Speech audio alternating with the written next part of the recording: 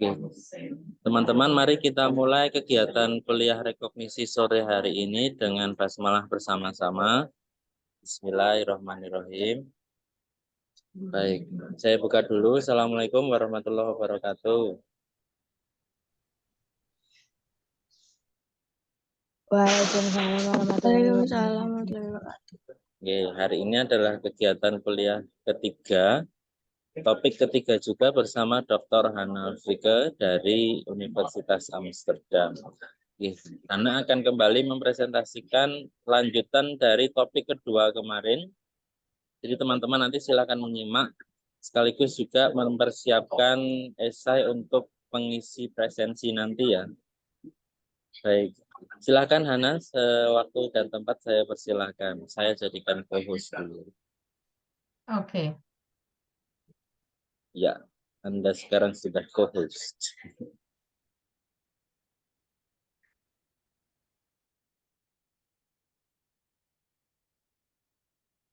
Oke, mungkin tunggu ya, saya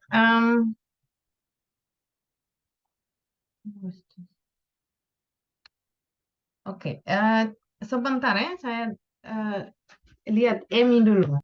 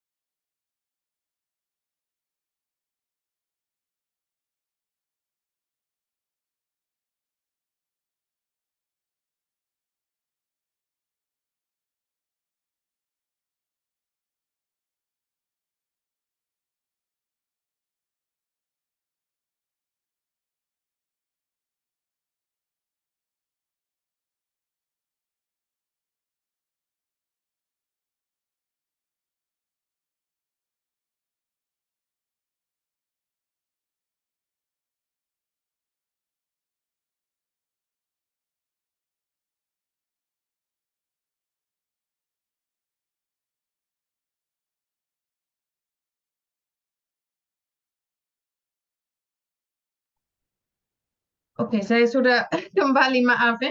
Ini saya punya anak menangis dan sekarang dengan bapaknya. Saya harap baik.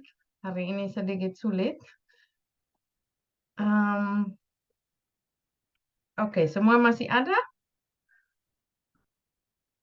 Ya, oke. Ya, masih. Oke, jadi kita bisa mulai sekarang. Dan saya harap dia akan baik. Ini sedikit Oh ya, ada gangguan hari ini. silakan dengan Emi dulu, tidak apa-apa Hana. Ya, ini sekarang dia sudah dengan Eman dan saya harap baik saja. Oke ya, saya sudah share screen. Ya, hari ini tentang bahasa daerah di Indonesia dan khususnya di Nusa Tenggara Timur. Ini kuliah ketiga dari kita punya kuliah topik 4. Dan minggu depan masih tentang metode-metode penelitian lapangan. Jadi kalau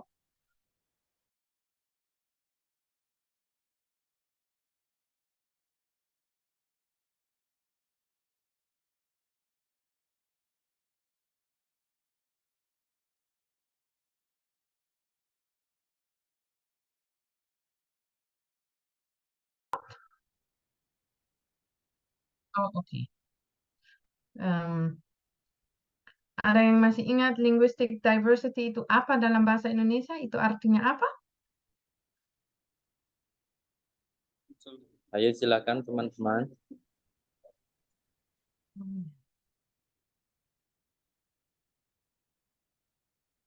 Kalau tidak ingat lagi, tidak apa-apa. Ini kalau linguistic diversity itu keanekaragaman bahasa.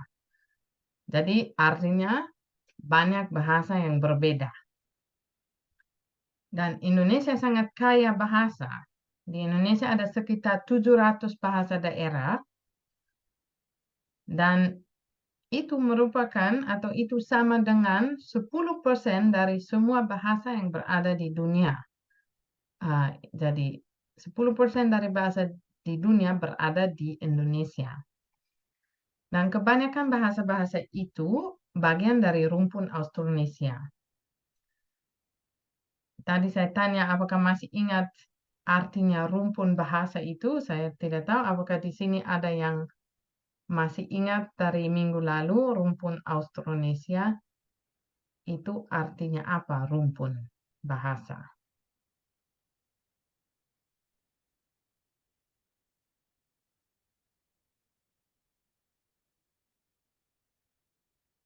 Tidak ingat lagi atau mungkin ada yang masih ingat rumpun bahasa. Oke, kalau tidak ada, oke, tidak apa-apa. Saya lanjut saja. Mungkin ini saya juga lihat sudah berkurang. Mungkin karena kita terlambat ya. Ini baru hanya 13 orang yang masih ada di sini. Ya mungkin begitu Hana. Tapi tidak apa-apa. Iya, maaf ya karena saya terlambat ini. Oh tidak. Em, Mereka memang kalau ya, sudah sore. ya sudah sore dan oke. Jadi saya lanjut saja dan ya saya harap teman-teman bisa mengerti sedikit atau bisa dapat hal-hal yang menarik sedikit. Kalau tidak banyak juga tidak apa-apa, tapi yang penting ada mungkin satu dua hal yang menarik. Eh, Nah, ini jadi rumpun bahasa itu satu kelompok bahasa yang berasal usul yang sama. Jadi mereka berkerabat. Bahasa-bahasa dari satu rumpun berkerabat. Asal usul yang sama. Nah, kebanyakan bahasa di Indonesia termasuk rumpun Austronesia, tetapi ada juga beberapa bahasa, lumayan banyak juga, sekitar 270 yang merupakan bagian dari bukan rumpun Indonesia, tapi beberapa rumpun yang disebut Papua. Ini bukan satu rumpun, tapi banyak rumpun-rumpun yang bukan Austronesia, dan ini disebut Papua karena lokasinya di sekitar Papua itu. Alasan itu disebut begitu. Nah, ini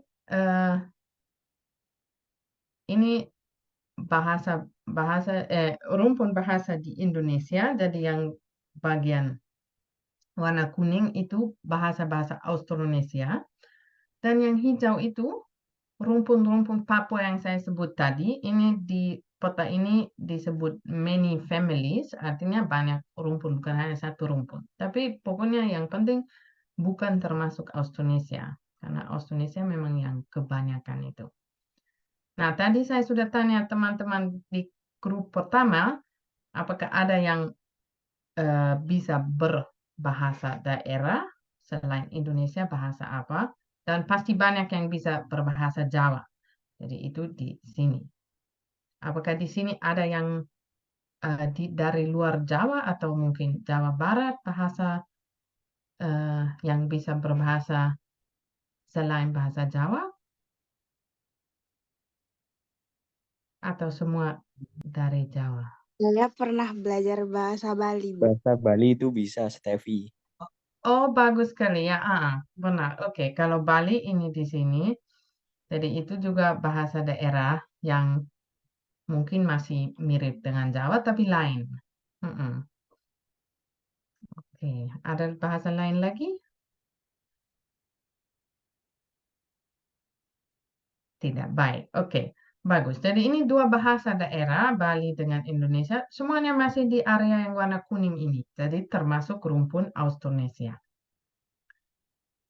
Nah, sekarang kita mau fokus ke Provinsi Nusa Tenggara Timur.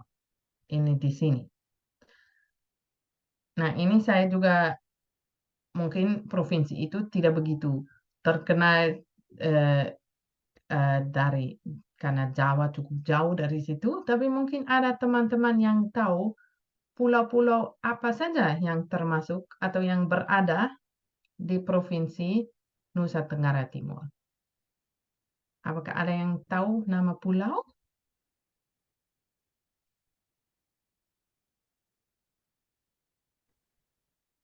Provinsi Nusa Tenggara Timur. Ayo di NTT ada pulau apa saja teman-teman? Pelajaran Mungkin dulu geografi. belajar di sekolah kah? Ya. Atau mungkin dengar di berita. Masa enggak ada yang tahu? Di NTT. Mbak Timur Nurjana. Timur. Ya, Ramadan tahu? Tidak. gimana Mas Ramadan? Flores. Oh, Flores. Flores, ya bagus sekali, benar, Pulau Flores. Itu yang saya kasih tanda merah di sini, itu Pulau Flores. Dan ada pulau-pulau lain, kita lihat, kita zoom in sekarang ke daerah itu. Nah, ini Nusa Tenggara Timur dengan juga Timor Leste. Di situ ada negara satu lagi, bagian dari pulau ini, itu sudah menjadi negara sendiri, namanya Timor Leste. Tapi kalau kita teliti bahasa, batas negara tidak penting lagi karena bahasa itu lewat batas negara dan tidak memperhatikan batas itu. Jadi kita harus melihat itu sebagai satu daerah Timor Leste dengan Nusa Tenggara Timur. Nah, ini Pulau Flores dan ada pulau lain, Pulau Sumba. Ini Pulau Timor, bagian timur dari Pulau Timor adalah negara Timor Leste. Ada juga pulau kecil, Lembata, Pantar, Alor, Rote, Sabu. Nah, tujuan peta ini untuk menunjukkan keanekaragaman bahasa-bahasa daerah di daerah ini. Setiap warna itu satu bahasa sendiri. Jadi ada banyak sekali bahasa. Dan ya, ini kita fokus ke daerah ini sekarang karena itu tempat penelitian saya sendiri dan juga Pak Yunus juga penelitian di situ. Di NTT, kami teliti beberapa bahasa di sini. Kalau saya bahasa Sika yang merah ini, dengan juga yang bahasa biru muda di tengah ini, itu begitu kecil, tidak ada nama di peta ini, tapi itu namanya yang bahasa Atadei Demon, itu orang sebut sendiri begitu, atau dalam bahasa Inggris kadang saya bilang Central Lembata, itu posisi di Lembata Tengah. Ya, dan Pak Yunus teliti bahasa di sini, di pesisir Pulau Pato, Pantar dan Alor, bahasa Alor. Ibu mau tanya, Iya, boleh tanya. ini Silakan. beda warna berarti beda bahasa semua ya, Bu? Iya, setiap warna bahasa sendiri. Berarti yang berbahasa merah ini Sika tidak bisa mengerti orang yang bicara bahasa di sini yang Lamaholot warna hijau misalnya. Jadi ada beberapa bahasa yang penuturnya tidak banyak. Itu kan daerah cukup kecil, hanya beberapa kampung saja yang berbahasa itu. Tapi ada yang cukup besar, kalau yang ini cukup besar juga. Ada ribuan orang atau ratusan ribu lebih banyak. Nah, ini soal bahasa. Kalau kita lihat lagi ke rumpun bahasa, kalau kita klasifikasi bahasa-bahasa ke dalam rumpun, di NTT dan Timor Leste ini ada dua rumpun bahasa, ada Austronesia dan Timor Alor Pantar. Kalau bahasa Austronesia kita sudah kenal dengan baik, jadi kebanyakan bahasa di sini warna kuning, termasuk dalam rumpun Austronesia. Juga bahasa yang saya teliti juga semua termasuk dalam rumpun Austronesia. Tetapi ada juga beberapa bahasa yang warna hijau di sini, di Pulau Alopanta dengan ujung timur ini, bahasa-bahasa itu bukan masuk rumpun Austronesia, tetapi termasuk rumpun Timur Alopanta. Jadi mereka punya asal-usul yang beda. Tapi zaman sekarang, pembicara Austronesia dengan Timur Alopanta bahasa ya hidup berdekatan. Jadi ini ini sebagai memberi ya gambaran bagaimana situasi bahasa di daerah ini. Nah, sekarang kita mau lanjut sedikit dengan ciri-ciri tata bahasa-bahasa di daerah ini. Karena itu yang menarik untuk para linguis yang teliti bahasa-bahasa di situ. Ciri-ciri bahasa di NTT dan TL Timor-Leste. Pertama, bahasa-bahasa di situ sangat beraneka ragam. Banyak bahasa dan juga dua rumpun. Dan bahasa-bahasa di situ saling mempengaruhi. Kadang bahasanya tidak banyak penutur, jadi terpaksa berinteraksi dengan orang berbahasa lain. Jadi itu menyebabkan bahwa bahasa-bahasa saling memengaruhi. Dalam bahasa Inggris, fenomena itu disebut contact-induced language change. Kalau language change itu artinya perubahan bahasa. Minggu lalu saya sebut bahwa semua bahasa tetap berubah. Tidak ada bahasa yang tidak berubah. Jadi language change selalu terjadi. Nah, ini fenomenanya kalau perubahan bahasa itu disebabkan oleh kontak dengan penutur bahasa lain. Bukan terjadi sendiri, tapi alasan bahasa itu berubah itu karena bahasa lain. Nah, contact-induced language change. Dan di NTT dan Timor-Leste itu, fenomena ini terjadi bukan hanya antara bahasa-bahasa dalam satu rumpun, tapi juga antar rumpun bahasa. Austronesia Timur Alopanta.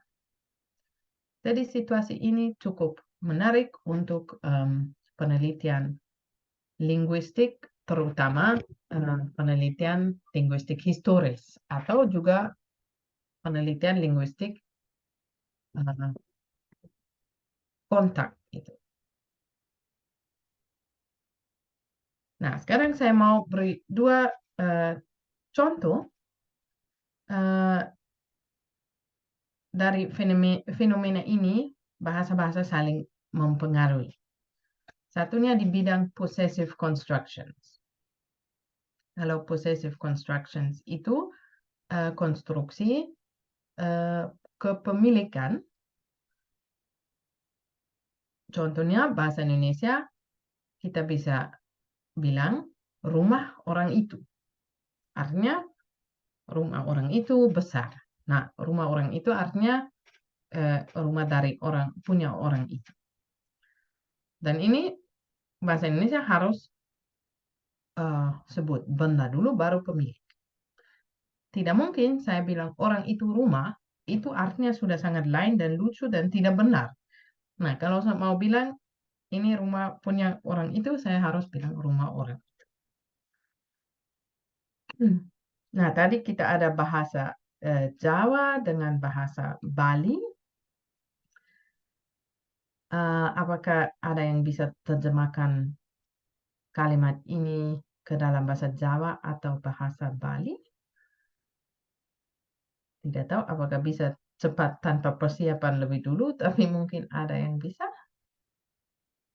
Rumah orang itu dalam bahasa Bali atau bahasa Jawa itu apa?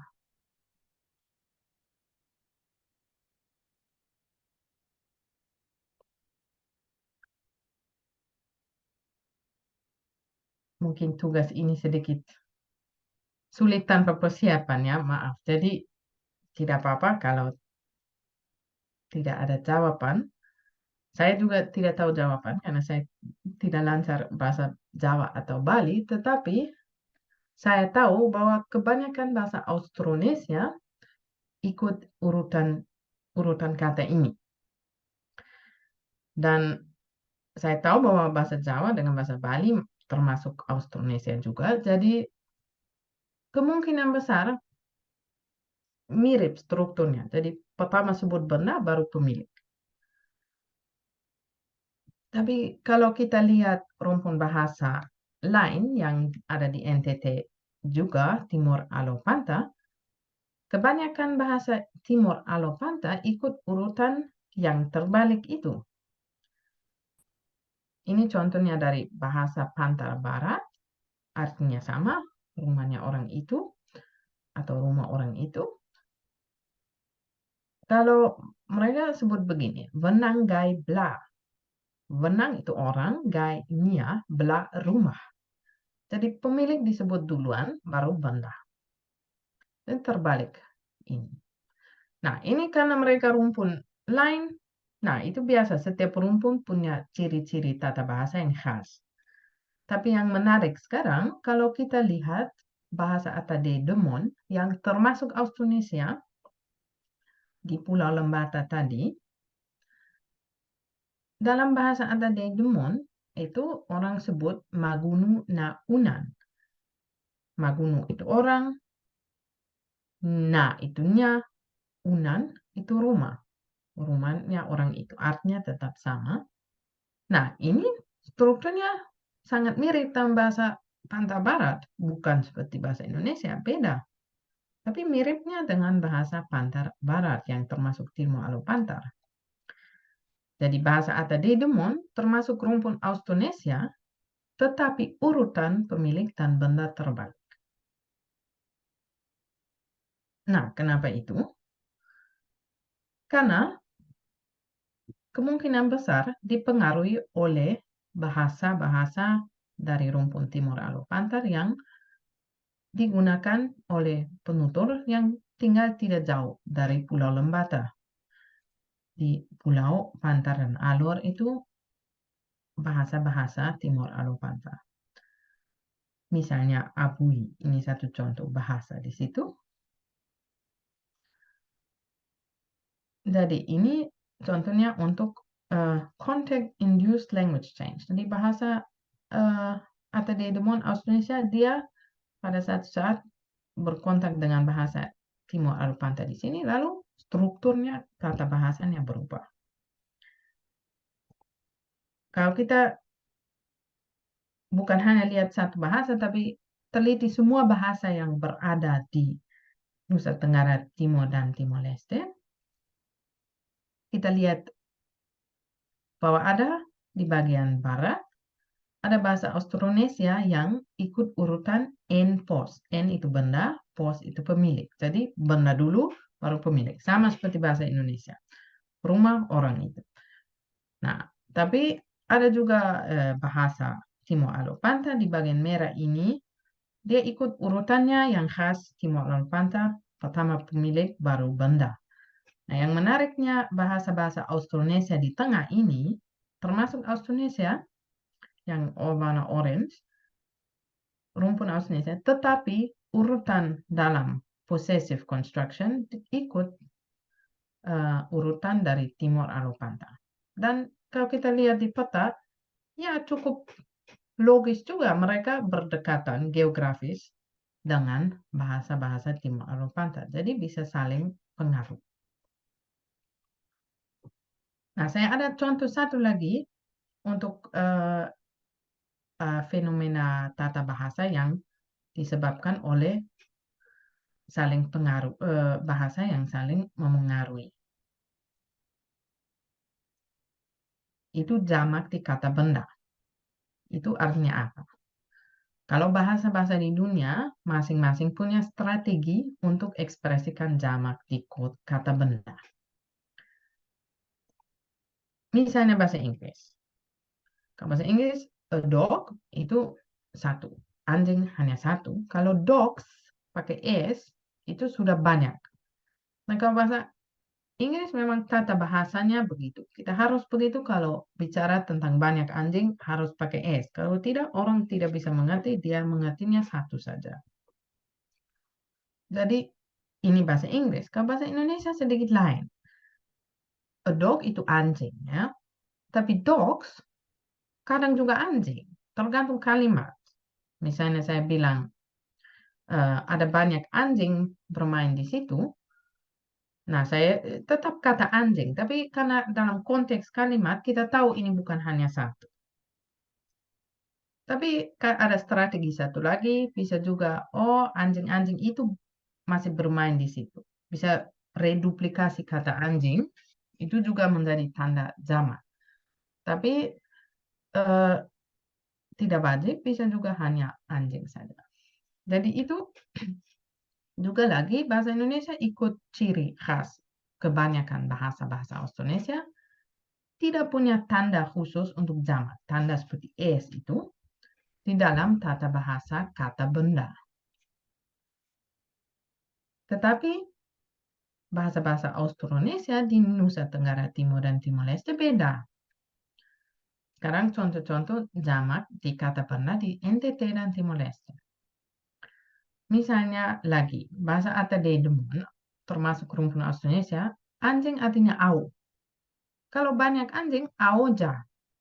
Nah, ini sedikit mirip dengan strategi bahasa Inggris. Tambahnya akhiran. Bukan es, tapi ja. Aoja. Nah, dalam bahasa itu memang kalau kita omong tentang anjing bukan hanya satu, kita harus sebut aoja, tidak mungkin au. Bahasa Hewa itu juga bahasa termasuk rumpun Austronesia. Dia punya strategi lain, tapi tetap beda dengan bahasa Indonesia. Ahu itu anjing. Kalau ahu ahan itu anjing jamak. Bukan artinya banyak anjing, tapi artinya anjing jamak itu bukan hanya satu. Masih ada kata lain yang artinya banyak itu. Tapi ini hanya tambah kata ahan yang tidak ada arti dengan sendirinya. Tapi kalau tambah di kata benda, dia membuat kata benda itu menjadi jamak. Ahu ahan. Tambah kata itu. Nah, sekarang kita lihat bahasa-bahasa rumpun Timor Aloapanta di Indonesia, di NTT Timor Leste. Misalnya Fataluku itu salah satu bahasa di Timor Leste. Mereka ada, ini contohnya bukan anjing tapi burung, tapi ya sama saja tetap kata benda. Olo, olo ere. Nah, dia tambah akhiran ere untuk menjadi jamak. Kalau bahasa Klon, bahasa Timor Aloapanta juga, punya strategi sedikit mirip dengan bahasa Hewa, tambahnya kata tambahan yang dengan sendirinya tidak punya arti, tapi kalau kombinasi dengan kata yang artinya orang, ininok onon, artinya persons, orang-orang. Nah, yang kita lihat di sini, bahwa antara rumpun bahasa, kata bahasanya sangat mirip. Kata-kata beda. Tapi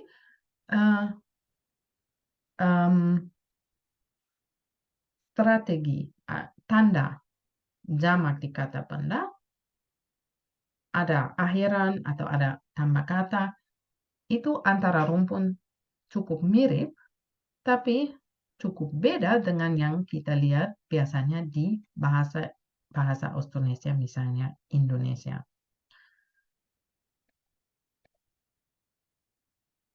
Kalau kita lihat ini di peta, ya sedikit lebih kompleks situasinya, tapi yang ini mau menunjukkan bahwa di NTT Timor Leste ada banyak bahasa Austronesia yang ikut kebiasaan Austronesia tanpa tanda yang warna abu-abu di sini. Tapi ada beberapa bahasa Austronesia yang terutama di timur, yang warna coklat ini, dan beberapa di sini juga, yang punya strategi tanda jamak itu. Dan kalau bahasa Timor Aloapanta yang merah di sini, itu semuanya punya tanda jamak. Itu untuk mereka sangat biasa. Bahasa-bahasa itu. Jadi di sini juga kita bisa sangka bahwa alasan bahasa-bahasa Austronesia beberapa ini, Timor dan di sini, mungkin mereka adaptasi strategi ambil dari bahasa-bahasa Timor Alor Pantar yang di sekitar. Nah, ini saja dua contoh tata bahasa struktur yang saya mau berikan untuk ya tata bahasa di bahasa-bahasa di NTT dan contoh sebagai context-induced language change. Ini saja untuk hari ini. Terima kasih banyak.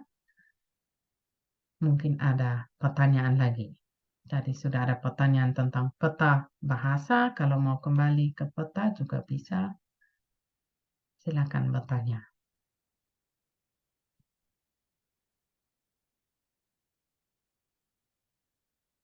Kalau ada. Silakan teman-teman kalau ada pertanyaan.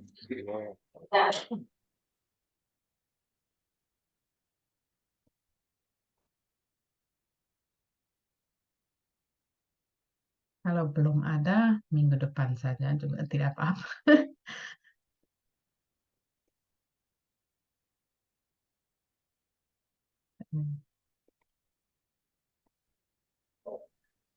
Oh ya, saya masih mute.